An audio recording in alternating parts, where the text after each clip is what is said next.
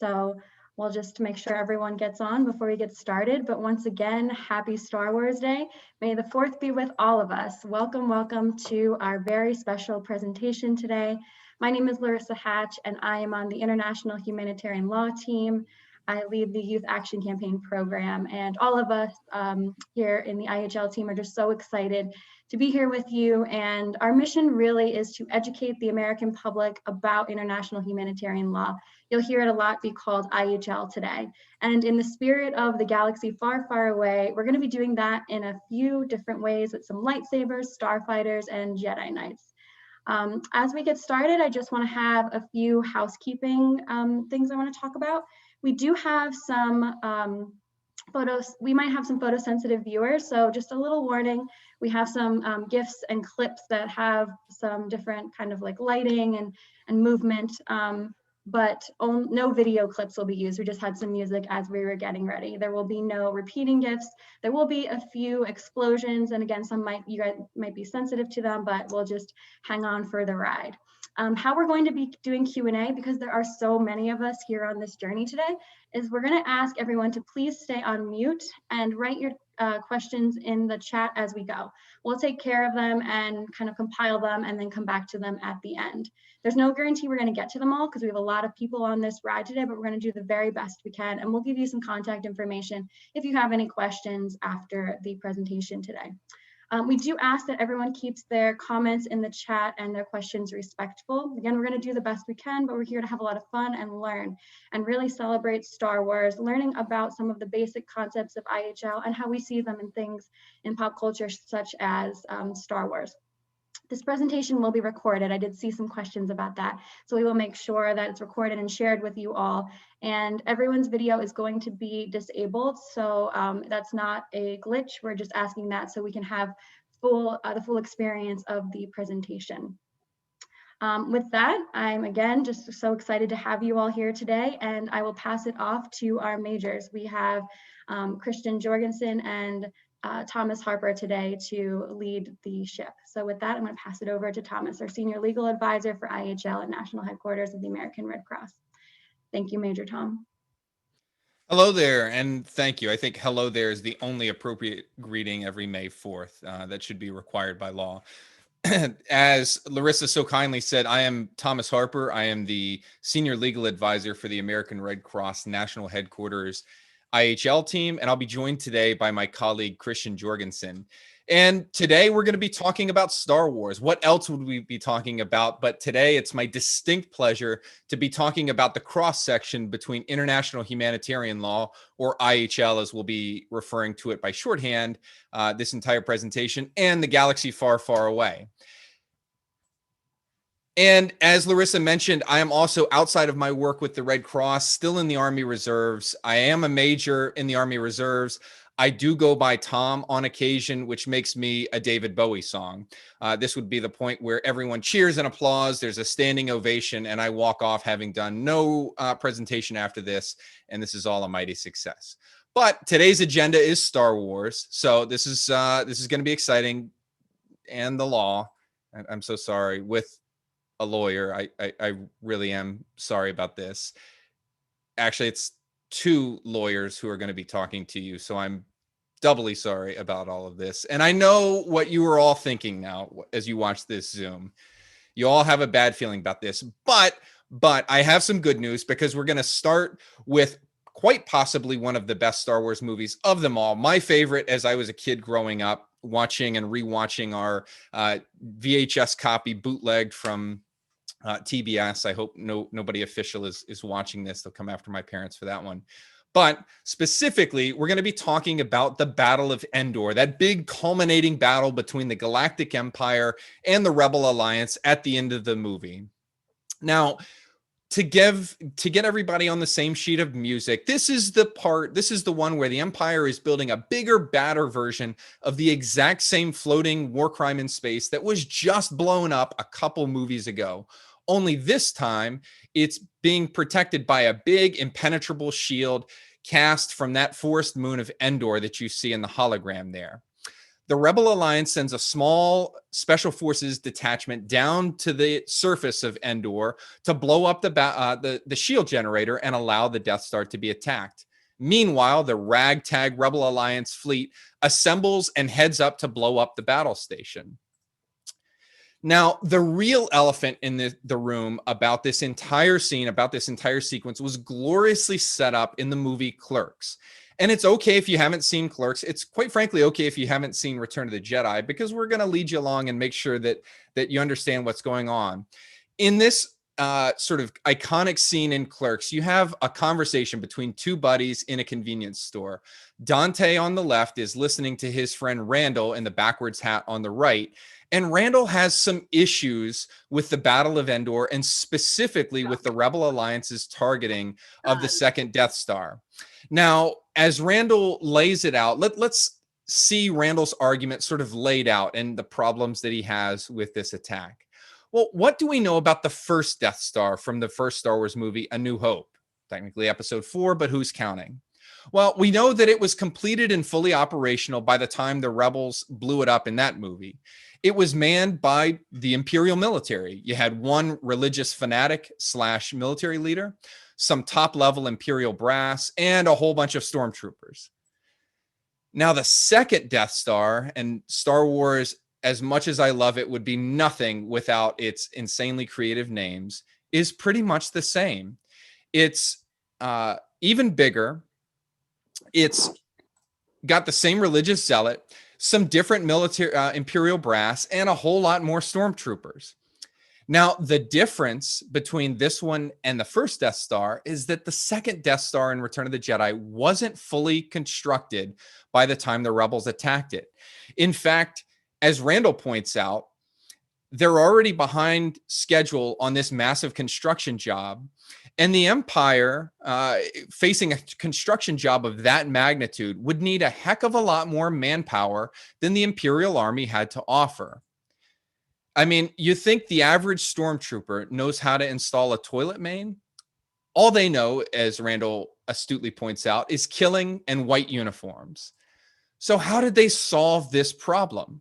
Well, they did what any entity does. They hired contractors, independent contractors. We're talking Death Star plumbers, Death Star aluminum siders, Death Star roofers. To get this thing built quickly and quietly, Randall reasons in that scene that they'd hire anybody they could to do the job and do it quickly. Then in come a few wingnut militants and their glorious Y-wing starfighters and the rest of the fleet. And what do? They blow the whole thing up. All of those innocent contractors lost, casualties of a war they had nothing to do with, just because they took a juicy government contract to try to put some food on the table. And as a kid watching Return of the Jedi, I know that you had the exact same thought about this scene, the exact same question that I had when you saw it for the first time. Was that legal? Okay. Maybe you didn't have the same thought, and maybe this is the whole reason why lawyers always tend to eat alone at dinner time. But it does beg an important question, and one that's at the heart of international humanitarian law. Now, when we talk about IHL, what we're really talking about isn't a single set of dusty books you see on the somebody's Zoom background. But what you really are talking about is a really complex web of international law, customary law, treaties, and regulations. In the business, we call these things the sacred texts. Now, the very idea that there are laws to govern something as destructive and chaotic as warfare might seem completely oxymoronic as you're sitting here listening to me. The idea that you would try and apply those sort of rules to a franchise with a guy like Emperor Palpatine leading the Galactic Empire might seem equally ludicrous. But I submit to you that rules about how you fight matter to these folks, the Rebel Alliance, or if we're being technical, the Alliance to Restore the Republic. Now, the Rebel Alliance has a definite interest in how they fight, in how they conduct their warfare in their civil war against the Empire. Their whole agenda is about throwing off the chains of an oppressive government. And as the opening crawl of A New Hope discusses restoring freedom to the galaxy. Stooping to somebody like Emperor Palpatine or the Galactic Empire's level of wanton destruction and death does them little good in the grand scheme of things and in accomplishing their overall mission. Now, at the core of IHL are four key principles: that of distinction, necessity, proportionality, and unnecessary suffering. Think of these as the foundational elements of IHL. We're going to talk about three of those here today: that of distinction, necessity, and proportionality. We won't ignore unnecessary suffering, but we just won't touch on it in this presentation. The first principle that we're going to discuss is that of distinction. And the basic rule behind this principle is that you have to distinguish between combatants and non-combatants when you're using any type of military force. It's an obligation of those fighting in a conflict to only target combatants. So individuals like civilians have what we would call a protected status. They can't be intentionally targeted. So in the context of Star Wars, that would mean it's okay to shoot at some stormtroopers, but it's not okay to set fire to people like Uncle Owen and Aunt Beru. Now, in addition to protected people or persons, you also have things called protected places or protected property. That means you want to be able to target legitimate military objectives, but you have to distinguish your use of force from protected places, from civilian property. And so again, in the context of Star Wars, that makes, there are some pretty easy black and white examples. Go ahead and target Scarif Base there where the Death Star plans are housed. Perfectly okay. But when you talk about a place of Jedi worship like the temple, why don't you leave the Jedi and all their cool lightsabers alone when you're using military force? Now, of course, Anakin plays by a different set of rules where apparently he can target anything from Padawans to Tusken Raiders to sand itself with some level of impunity. Well, that means the rebels are in trouble, right? I mean, after all, a civilian contractor on the Death Star is still a civilian. They don't lose their protection just because they're sitting on the Death Star, right? Well, it begs the question that Clerks covers: what about the politics of it all? Now, in Clerks, in this same scene, you have a roofer here on the left with the beard. He comes up, he's buying a cup of coffee, and he points out that contractors, civilian contractors, they know what they're doing when they get into and accept a job. He tells a story from his own career about avoiding a job where he was supposed to roof the house of a mob boss. He decided not to do it because of who would have been hiring him, that mob boss. It was bad business.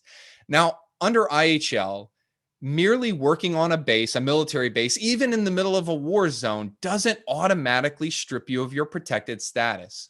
That means that those Death Star contractors enjoy that same baseline of protection as civilians, even though they know that they're working for the big bad empire, and even though that the work that they're doing, whether it's Death Star plumbing or aluminum siding, is on the big bad second Death Star. So that begs the question: when you're targeting or attacking a massive battle station like the Death Star, how do you make sure that you're targeting guys like this, Emperor Palpatine, and not targeting, intentionally or otherwise, folks like this, the independent contractors? Well, it's a tricky situation. It's not easy, especially here. There's no way that the rebels can appropriately target and accomplish their mission while somehow sparing some folks, but targeting properly others. Now, that leads us into our second principle, and really the thing that the idea that undergirds all of this is that there are no easy answers when it comes to IHL. IHL and its principles recognize that things like civilian casualties, the destruction of civilian property, the damage to civilian property or injury to civilians, sometimes those things are going to happen in warfare. IHL can't take the chaos and the destruction out of war. But the reason that all of these principles, all of these rules exist, the reason that IHL is in place across the globe is to seek to limit that destruction, to protect people, to protect property to protect innocent life wherever possible. And that leads us right into our next principle. That is necessity or military necessity in this case. Now, it's a straightforward enough principle. Military force has to be directed at legitimate military targets. And once again, I'd like to thank Star Wars, and really in this case, Grand Moff Tarkin, for yet another great black and white example of what military necessity is and isn't. In A New Hope, the Death Star targets Alderaan. Now, the Rebel secret base there on Yavin 4 at the end of A New Hope, probably a legitimate military target. The peaceful planet of Alderaan and all the peaceful people with their 0 weapons, probably not so much. So there would have been no military necessity to target Alderaan. Now, what is a legitimate military target? That's what the rule begs the question of. Well, legitimate military targets are those, as you see at the top there, objects whose nature or use make an effective contribution to military action. So it might be something like this tank, whose very nature is to contribute to military action. A tank is built for one thing and one thing alone, I guess, unless you're Arnold Schwarzenegger and you just collect them and ride around in them while smoking cigars. But it can also be something that isn't inherently a military item. Take this bridge in the fictional town of Ramel at the end of Saving Private Ryan. Now, in the movie, the looming use of that bridge by the German army to mount a counteroffensive during D-Day transformed it into a military target. It wasn't a military bridge, it was just a civilian object, but it became a legitimate military target because of that use. Now, what about the Death Star? Well, Star Wars is nothing if not subtle, and all you need to know about the Death Star and its inherent purpose was laid out pretty clearly in the opening crawl of A New Hope. And if there was any question about the Death Star's contribution to military action, poor Alderaan taught the entire galaxy a tragic lesson, as depicted here by this poor pumpkin. Now, the second Death Star was no different. A fact that was demonstrated as the Emperor sprung his trap on the Rebel Alliance and started using the Death Star to obliterate rebel capital ships one by one. Destroying the second Death Star offered a distinct military advantage, a definite military advantage. Because for the Rebel Alliance, you could take out a weapon that would spell certain doom to their entire force, as well as the entire galaxy at large, and setting any discussion of assassination or targeted killings aside, because that's a presentation for another day, you could also potentially eliminate one of the highest value targets in the entire Imperial military, that being Emperor Palpatine. That means you have a distinct and clear military advantage in targeting the second Death Star. Now that leads us into our third and final principle for this portion of the presentation, and that's that of proportionality. Now, proportionality, just the word, begs the common misconception that this principle somehow means that you have to match force with force. In other words, that you have to, if you have an enemy soldier, maybe with a rifle, that you can only engage that enemy soldier with another rifle, that you can't shoot at that soldier with a tank or drop a bomb on that soldier, or that you can't target the Millennium Falcon with a Star Destroyer or the Death Star itself. That's not the rule. That's not what proportionality stands for. Under proportionality, what we're really talking about here is a balancing test that on one side of the scale, the collateral damage, and by that I mean the anticipated civilian injury or death or destruction or damage to civilian property, cannot be excessive in relation to the direct military advantage gained. So on one side of the scale, you have collateral damage that's expected from the attack. And on the other side of the scale, you have the definite, distinct military advantage. And you have to weigh those two. Here, it's destroy the Death Star or bust for the Rebel Alliance. This was the Rebels' one and only shot at taking this thing out. Unlike the first Death Star, which, thanks to Galen Erso, had a conveniently placed flaw in its reactor module, you don't have that kind of flaw built into the second Death Star. This is the only shot to destroy it while it's still incomplete. Once the Empire finishes construction on this battle station, that's it for the rebels. It is impenetrable. It is indestructible. So they have this one shot.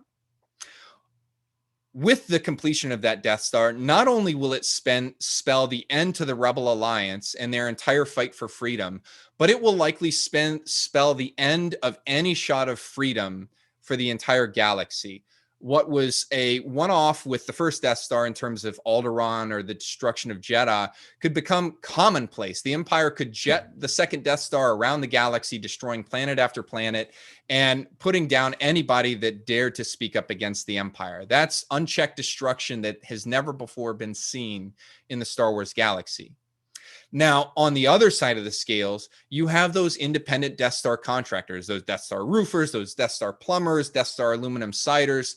They are still civilians aboard that craft. And inevitably, destroying that battle station will mean that you will kill many of those contractors, if not all of those contractors, assuming that none of them are able to escape before the station is destroyed. Now, when you weigh those two things together, when you balance those scales, the loss of those contractors, as many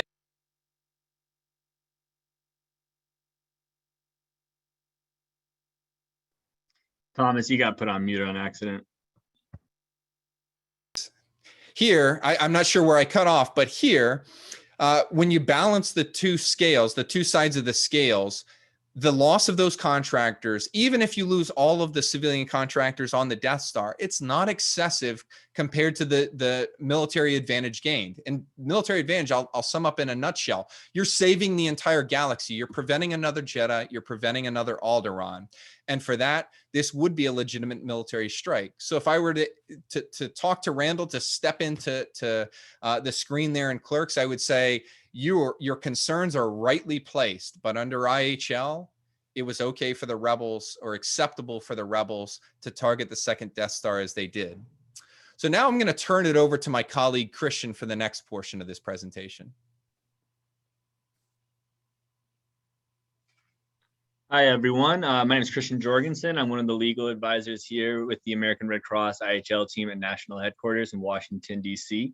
I also run the dissemination program, and I was excited to be asked to talk about this, not only because I love Star Wars. I remember going when the redubs came out, or the redos came out in the mid 90s. I remember going with my dad, and ever since then, Star Wars has had a huge part in my life. It's something that I have a lot of nostalgia with, and Major Tom over here, he brought a lot of nostalgia. Love Bowie, love Star Wars. So we started off this presentation at a great spot. And so I just wanted to talk about the very first scene that everyone, most of us start with episode 4, A New Hope, when we joined the Star Wars universe and started getting into it. And the very, very first scene has a lot of important legal issues. And part of my responsibilities in my role at the Red Cross is helping people learn IHL, but also apply it to current events in their own life. It doesn't have to be actual current events. Learning is finding a way to learn creatively and effectively is the best way you can do that, to really understand the law and apply it, so you know that you're understanding it. So I'm going to walk through just this very first opening scene in the Star Wars New Hope to show you how I do that. And if people think that talking about fantasy and fictional things are not the best ways to learn the law, but you can read cases by Oliver Wendell Holmes, for example, to learn the law, but you can also read his essays where he talks about dragons and other fictitious and fantastical beasts. And so, even lawyers and, world-renowned jurists are applying the law in these analogous ways to learn it. So as we remember in the New Hope, after that scrolling credits, when we're all just getting super hyped from hearing that opening score by John Williams, we see the Tantive 4, which is this ship that the Darth Vader's Devastator is firing upon. And immediately so, Darth Vader enters this. And this is where the legal issues start popping up, because when they find Leia, the first thing she says, I'm a member of the Imperial Senate. I'm here on a diplomatic mission. All right, well, why is she saying that? And before we get started, I just wanted to point out some stuff. Everyone knows Leia just from, societal pop culture, and Darth Vader is iconic, but the man that he is obviously choking here not using the force, actually using physical force at this point. He is Captain Ramus Antilles, and he runs this ship. And why I'm telling you this is it will be important for at least part of this discussion. So if we wanted to learn the law through Star Wars, like the first thing we would have to do is like, what body of IHL are we talking about? So IHL is full, like Tom said, full of lots of different treaties.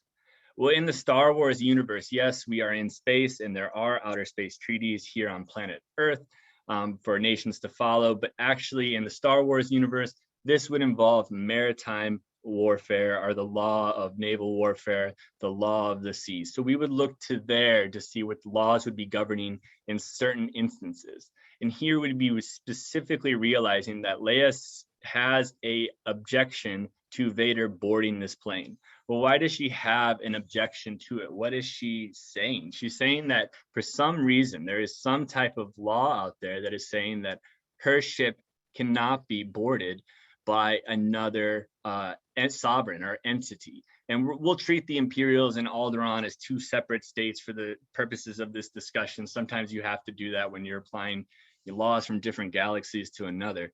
But she's basically saying that they have sovereign immunity. And where does this come from? Well, it comes from the United Nations Convention on the Law of the Sea. Specifically, you can look to Article 95 and 96. 95 says that warships on the high seas have complete immunity from the jurisdiction of any state other than the flag state. Well, we don't see flags on these ships, but what we do see, if you look really closely at that Tantive 4, that's that one that's being fired upon, that's Leia's ship, you're going to see some scarlet stripes. And if you just do a little research into the Star Wars universe, you'll realize that that is something that signifies that it has some type of diplomatic purpose for the House of Alderaan or the House of Organa on Alderaan, which Leia is a member of. So that would be their flagship. So only people from that jurisdiction should go on it. I know some people are going to say the red stripes stand for the Imperial Galactic Senate diplomatic missions, probably not incorrect, but at the same time, for the purposes of the law, we're going to stick to just that it represents Alderaan. But there's also Article 96 of the law, the Convention on the Law of the Seas, and that basically says also that immunity for ships used only on government non-commercial service ships owned or operated by a state and used only for government non-commercial service have complete immunity as well. So we have Article 95, which speaks on warships, Article 96, which speaks about government ships for non-commercial services. So as a lawyer, the next thing I'm going to figure out is, all right, so I'm thinking that she has a claim of sovereign immunity. And for the sake of understanding exactly what type of ship we're talking about, I need to figure out, is this a warship or is this a government ship for non-commercial purposes? Well, what is a warship? Well, under international law, that a warship does not necessarily need to be manned with guns, et cetera. Actually, a warship is a ship that belongs to the armed forces of a nation under the command of an officer duly commissioned by the government of that nation, whose name appears in the appropriate service list of officers. I'm reading from the exact text right here, and is manned by a crew that is under regular armed forces discipline. And this is why it's important to know who that man Vader is choking, because that's Captain Raymond Antilles, and he is a member of the Alderaan Armed Forces, and he is tasked under the military to, captain and be the head of this ship. So even though it's there for diplomatic purposes, I would actually classify the Tantive 4, whether it is manned with guns for offensive purposes or not, as a warship under the law of the sea. All right, so the first thing is, all right, she has this claim of sovereign immunity.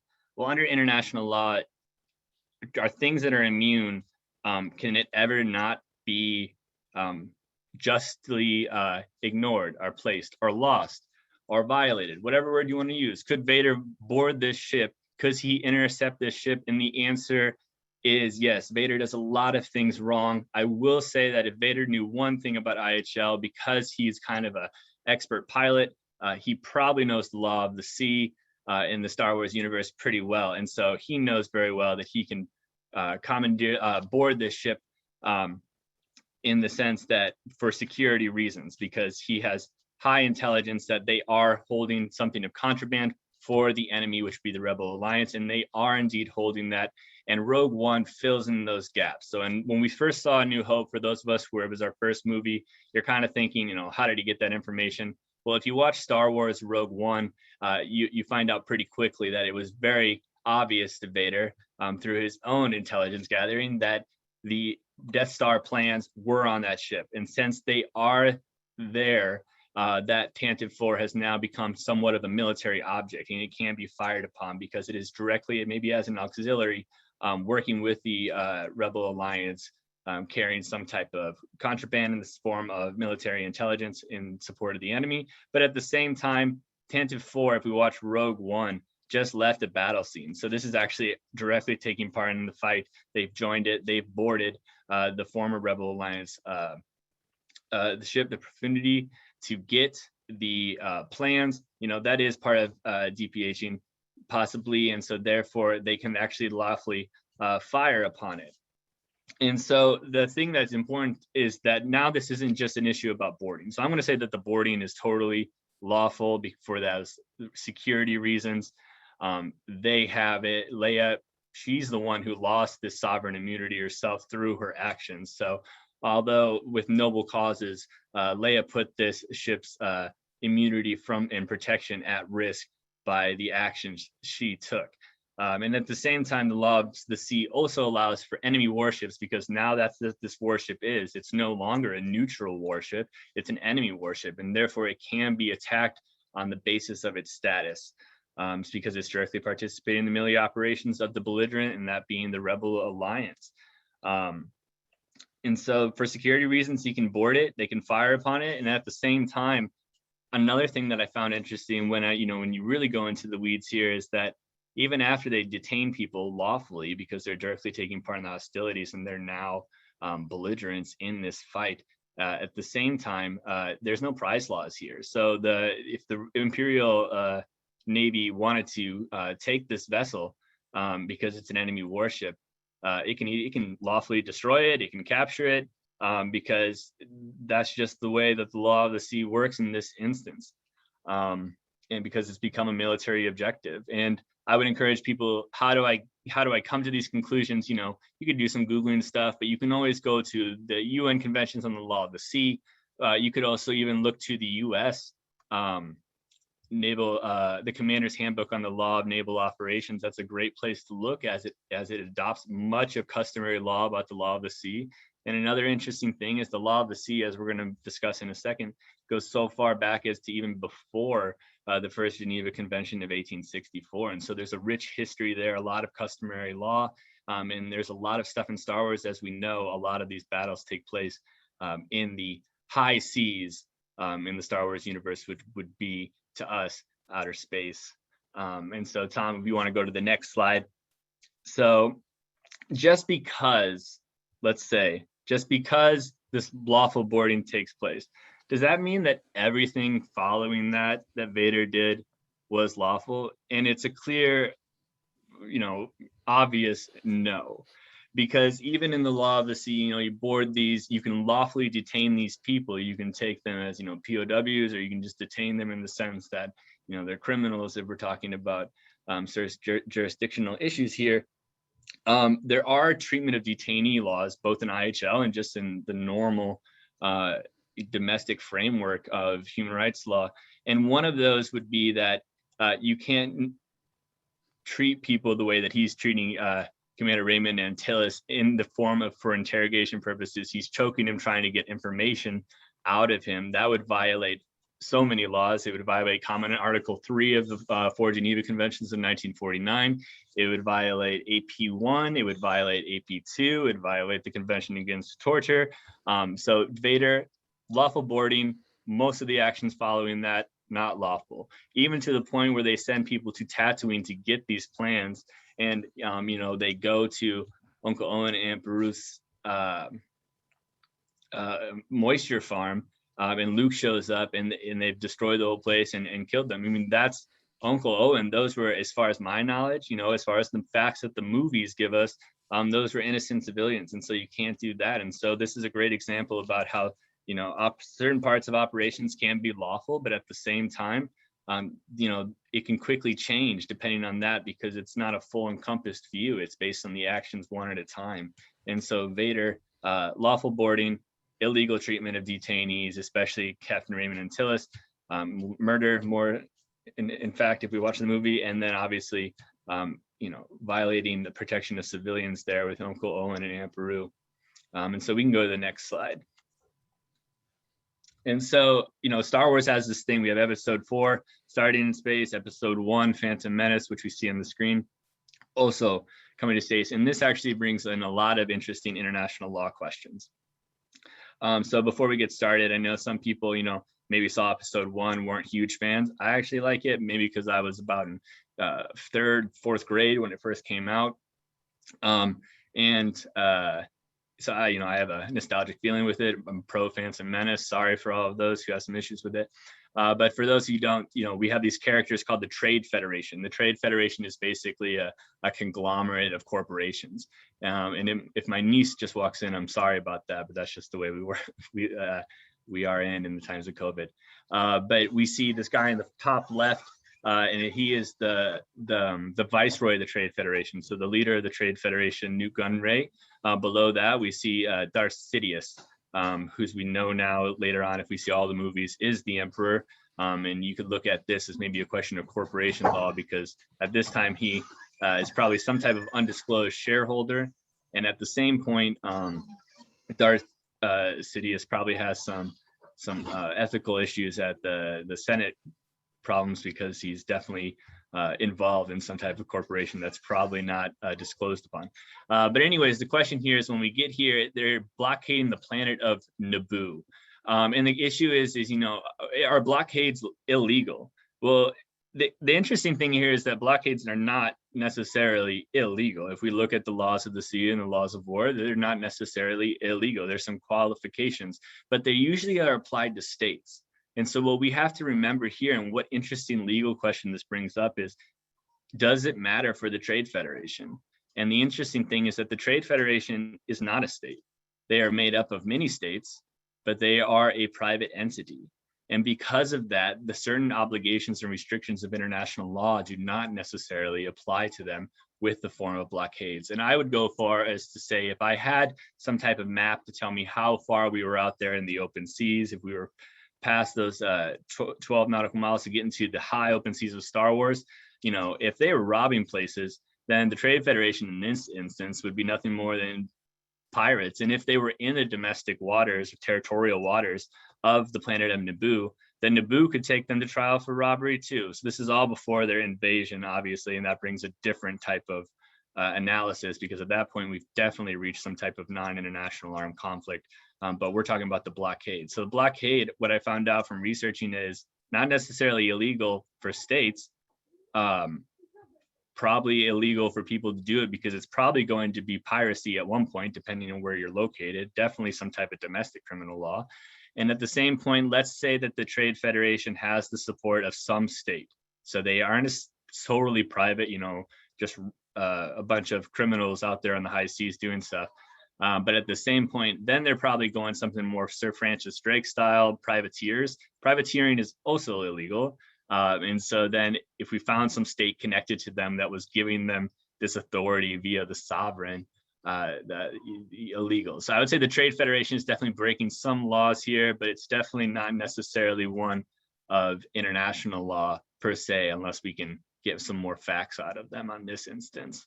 So I'll pass it over to Tom to take us home with a little bit of talk on the Ewoks, and then we can open it up for discussion. Thanks, Christian. All you are stuck with me to the end here. And, we're going to end with everybody's favorite space teddy bear, these innocent guys, the Ewoks. Or are they? What do we know about the Ewoks? I want you to think back to Return of the Jedi. They live in these awesome tree huts, this bright tree village here. They get really adorable when they're angry. They make the cutest babies. They make even cuter dog costumes. And they're not the greatest when it comes to treatment of prisoners, as Han Solo nearly found out here, as he was meant to be the main course in a banquet in C-3PO's honor here. And I want you to ask yourselves, what happened to the Emperor's finest legion there after the Battle of Endor ended and the Empire lost? I submit to you that in this scene, those helmets weren't donated to the Ewoks. No, something far more sinister along the lines of what Han nearly experienced, I think happened to many of those soldiers, or likely that was the fate that might have befell them had the Rebel Alliance not been there.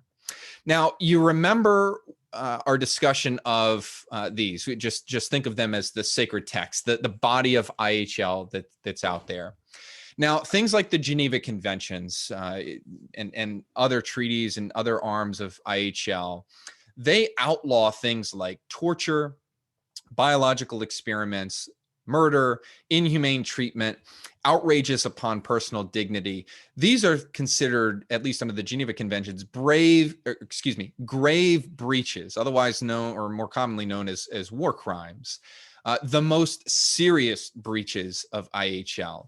And in fact, in many countries, I'll use the United States as an example, our federal law actually codifies some of these breaches, some of the grave breaches, as criminal offenses under the United States Code, many of which carry a stiff penalty, if not the stiffest criminal penalty under law. And that's because of how seriously these breaches are treated. Now, in order to be bound by treaties like the Geneva Conventions, countries, or in this case, planets, or if we're being really technical, forest or sanctuary moons, have to be signatories to the treaties. In other words, they have to agree to be bound by them. And in the case of something like federal law, there has to be jurisdiction over a particular territory, a particular sect of land, or a people in order to extend that law, application of that law to those people. But what do we know about, and I should say before I jump forward, this is going to be the point where you're very glad that you're hearing not one, but two lawyers talk about technicalities in this area to really break things down. But you'll be glad to know that under IHL and federal law, when it comes to eating your enemies, the general legal rule is no, it's never allowed. It's not a gray area. It's not a maybe. It's a flat no. It's illegal under any tenet of IHL. And, I'm sorry to report that to the Ewoks, although C-3PO would have to do the translation work there. But when you talk about possibly applying treaties like the Geneva Conventions to Endor, let's think about what we know about the moon itself. Well, it's a remote force moon on the edge of the galaxy. The Empire has plopped this giant shield generator on it. It's really the perfect place to build this gigantic terrorizing battle station to bring pure terror to the entire galaxy. Now, the main indigenous population, the Ewoks, is so remote. They're the very definition of being primitive. They've had so little contact with the outside galaxy that poor Wicket W. Warwick, and yes, you can believe me that he does have a middle initial, he's afraid of Leia's hat. They even think that this mindless philosopher here, C-3PO, is some sort of golden god. So it's really doubtful that the Ewoks, as primitive as they are, would be signatories to some sort of Star Wars version of the Geneva Conventions or some other intergalactic treaty. And even assuming that the Galactic Empire has some sort of criminal code of its own applicable across its reach across the galaxy, it's also doubtful that the Empire would have any jurisdiction over a remote backwater place like Endor, or any real interest in enforcing its own laws on a planet like this. The planet is useful to them as a remote spot to hide a secret military project. They're not interested in collecting taxes and bringing some sort of civilization to the Ewoks. This planet, this moon, is a means to the end for them. So with that in mind, it's all good for the Ewoks to just chow down on their prisoners, right? Well, not so fast. Just because the Ewoks aren't signed on to some international treaty, or just because the Empire doesn't technically have jurisdiction to enforce its laws on that forest moon, it doesn't leave Imperial prisoners with no protections whatsoever. In fact, that's where something called customary international law, or customary IHL, comes into play. Now, customary IHL is a body of rules that don't depend on a particular law or a particular treaty. Instead, these are rules that have become custom to abide by virtue of widely consistent practice, the widely consistent practice of states during conflicts over many years, if not decades, or even millennia. In other words, This is a set of rules that's so widely accepted. Countries or parties to an armed conflict don't need treaties, don't need these things written down in some statute to know that they have an obligation to follow them. It's that core, they are that fundamental to society. And when it comes to the treatment of, 0639. detainees, or when it comes to the treatment of prisoners of war, which is a technical term we won't dive into here, those protections, those basic protections, are one of the core fundamental tenets of customary IHL. When it comes to things like torture, cruel or inhumane treatment, outrages upon personal dignity, murder, those are all outlawed, flat and simple, under customary IHL. There's no need for a treaty for parties to a conflict to know that those things shouldn't be done. So even if the EWOCs never signed on to any sort of intergalactic IHL treaty like the Geneva Conventions, the Emperor's Finest Legion would still be entitled to some baseline form of protections. But the odds that this tribe of primitive and very, very militant teddy bears are going to somehow understand or be aware of customs or widespread practice of a galaxy that they've never encountered or never stepped foot on, having never left the planet, well, the odds of that are about 3,720 to 1. But that doesn't mean that the inquiry ends there, because when it comes to the responsibility of treatment of detainees, treatment of prisoners like the Imperials on Endor, the responsibility is going to fall to the Rebel Alliance as the partner military force. The Alliance can't come in, partner with the EWOCs, let them help fight the Empire in this battle, and then completely sidestep their obligations under IHL just because the EWOCs are a primitive tribe. No, they have an obligation, a responsibility to make sure that the EWOCs are also abiding by IHL rules, whether they're customary or treaty-based.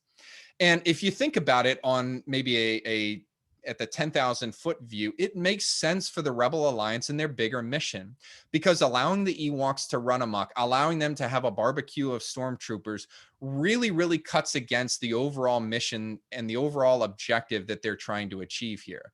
What's the rest of the galaxy far, far away going to think when they look at the Rebel Alliance, who on one hand is saying that they're there to restore peace, freedom, and justice to the galaxy, but on the other hand, they're letting partner forces like the EWOCs run amok and commit some of the worst atrocities under IHL? That wouldn't jive. And I think you would have the vast majority of the galaxy looking at the Rebel Alliance and wondering, what's the difference between you and the galactic empire that you're trying to replace? Because we see none. You're replacing one body with another body. So they absolutely have an incentive to make sure that the EWOCs are educated, and that at the very least they are abiding by these principles and providing protection even to somebody as evil as an Imperial stormtrooper. I want to thank all of you for taking time out of your busy Tuesday.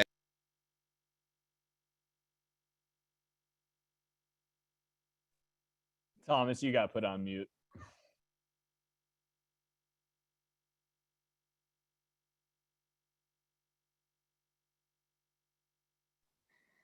It looks like we're having some connectivity issues with Thomas. We'll give it one more second, but we want to be mindful of everyone's time. We're so grateful you all joined us, and we have some great questions. So okay, I'm back. Sorry. All right, good. Nope. I was muzzled against my will. No, I want to thank each and every one of you for coming out on this busy Tuesday. I want to point you to our website, my team's website, the Rules of War blog, and that's rulesofwar.org, O-R-G. The recording of this presentation is going to be posted there soon, but you also have a repository of all of our webinars, both past and upcoming. If you enjoyed this presentation, if you want to get more involved, you can see links to our youth action campaign, our video resources. You can yourself become an IHL instructor. You can assist the Red Cross in our overall mission. You can become a youth action campaign advocate and help with that arm of our mission. It's all housed on that one website, rulesofwar.org. And this entire presentation was brought to you by my favorite Rebel Alliance starfighter, the Y-Wing, which is way superior to any X-Wing, A-Wing, or B-Wing.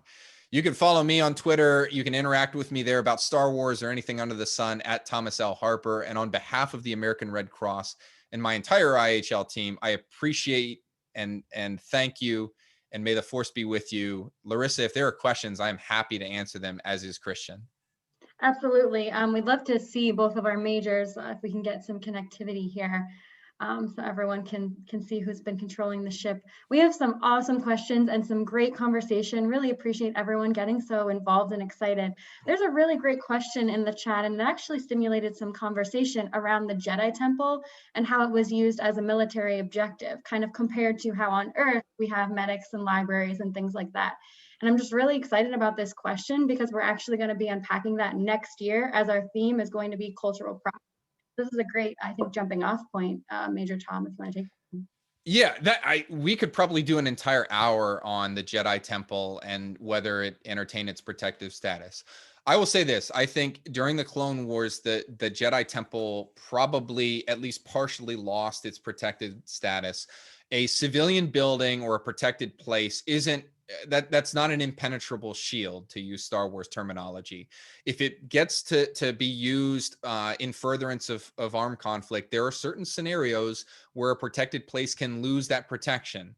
That could be a temporary loss of that status, but it can happen. And I think this was part of the Emperor's entire plan. By starting off the Clone Wars, by secretly engineering this clone army, by getting the Jedi to just leap without looking into leading this clone army and really lead the war effort from the temple there.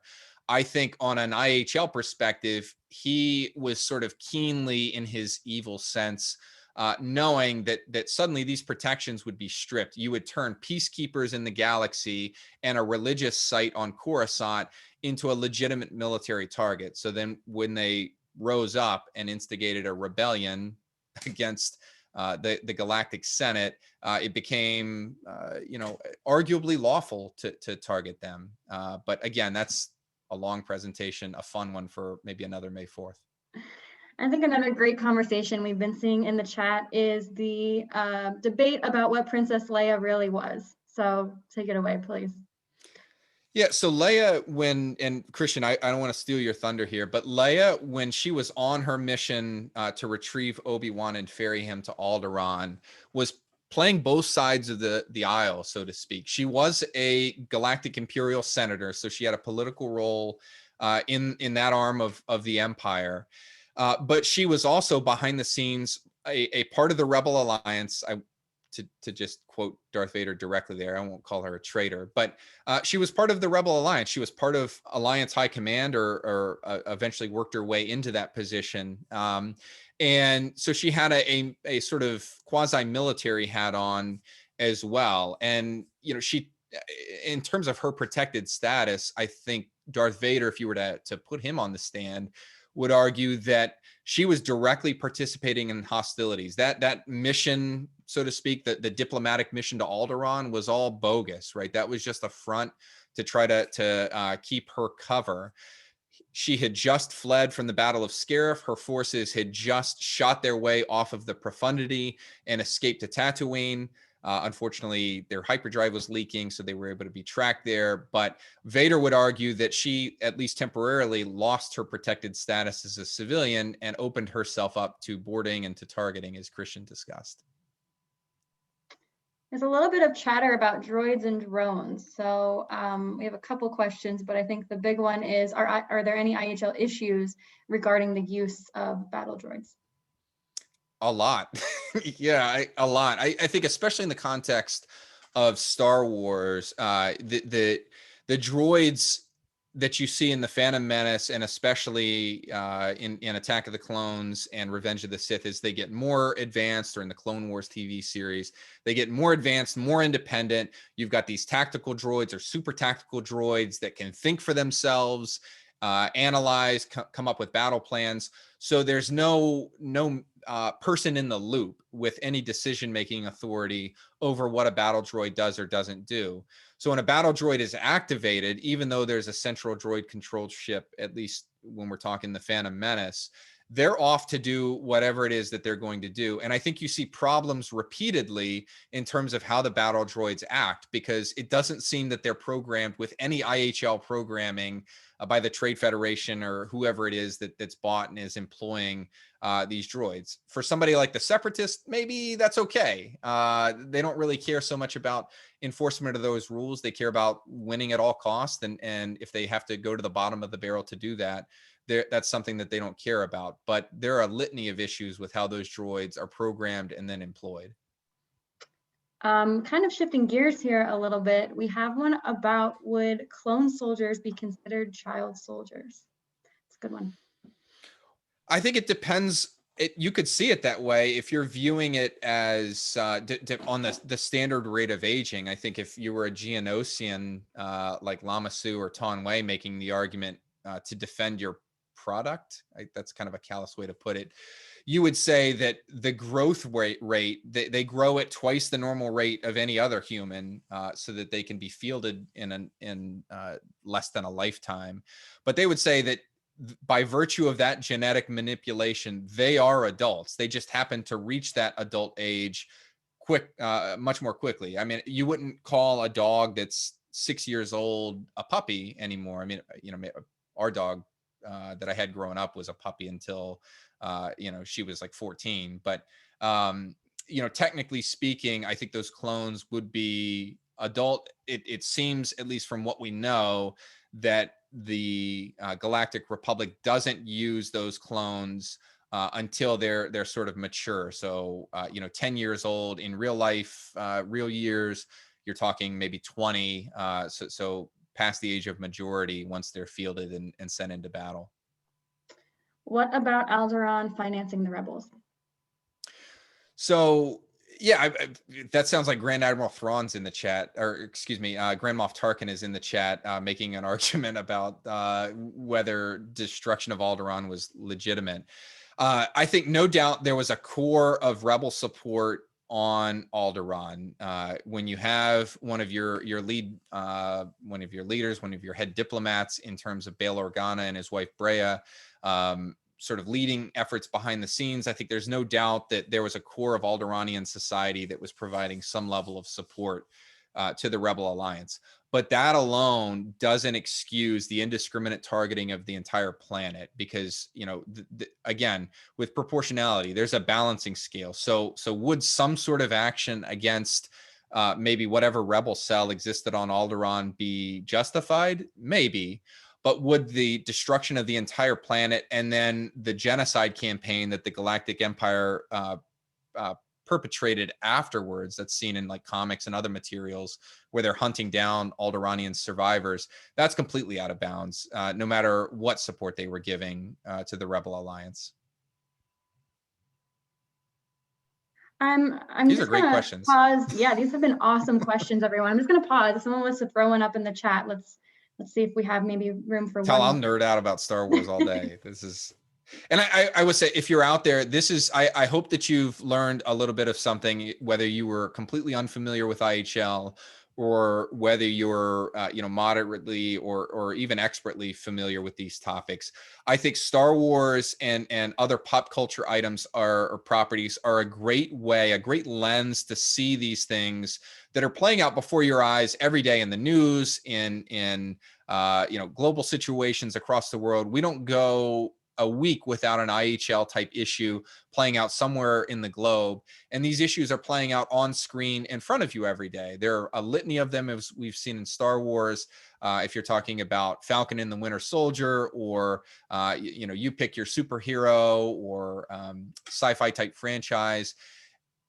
If you put those glasses on, you will start to see these issues. And it's really cool because you can go back and watch these movies or these shows, see them through a different lens. And then when you interact or see these news stories come across, you'll recognize these issues and be able to more adeptly engage and understand what's happening in the world around you and educate those. This is what this is all about, educating everyone so that we understand the world around us and these critical issues. And the rules that are in place to really limit destruction, protect the innocent, and limit and rein in the chaos of war. So I think we're about out of time. We're about at the 1 o'clock mark. I want to thank you all again and wish you all a great May 4th, and may the force be with you. Thanks for taking time. Thanks, everyone. Have a good one. Thank you. Thank you. May the force be with you. Thank you, guys. Enjoyed Thanks. May the it. force be with you. Thank you. You too. You're very welcome. Well done, Thomas. Thank you. Nice job. Thank you, Thank Thomas. It you. was an amazing meeting. I Oh, really thank- enjoyed it. Thank you. I hope everybody goes and watches some Star Wars today. I will. I'll tell you what, after that. Bad batch tonight, baby. That's right. Thanks, May the Major fourth- Thomas was great. It was. It was. Presentation. It was. Congratulations. Thank you. May the force be you, with Major you. and God Thomas. bless. And And thank with you The for you. your force be with service. you all.